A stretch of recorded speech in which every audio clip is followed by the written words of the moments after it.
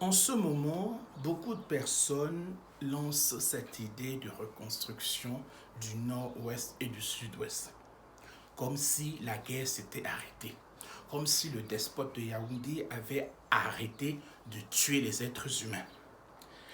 Et on parle d'aller sur une table pour négocier. C'est-à-dire le despote de Yaoundé commet un génocide et les victimes vont sur la table négocier avec lui pour qu'il les tue moins. Absurde. Deuxième point. Et les institutions internationales, des ambassades, etc.,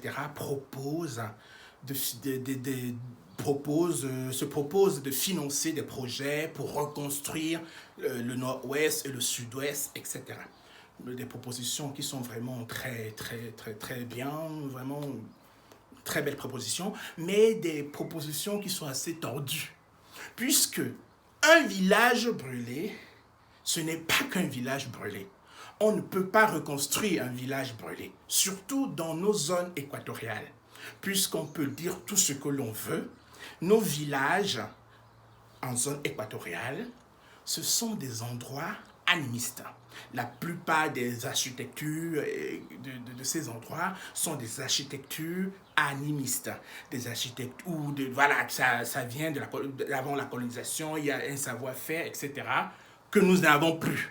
C'est-à-dire, j'ai parlé par exemple avec quelqu'un à Banjul qui me disait que construire une maison traditionnelle aujourd'hui est plus cher qu'une maison en briques.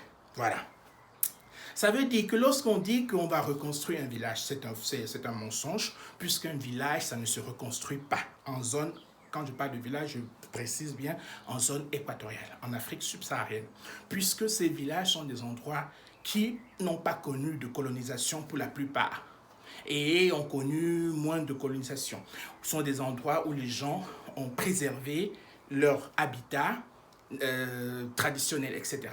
Alors, maintenant, avec la mondialisation, avec la mondialisation, il y a plus assez de personnes pour refaire ce que les gens faisaient avant. Les gens ne s'y intéressent plus trop à l'art, à l'artisanat de l'époque. Ça veut dire que même si on veut la reconstruire, ce n'est plus la reconstruire comme avant, c'est de la reconstruire avec des briques, c'est-à-dire un ethnocide.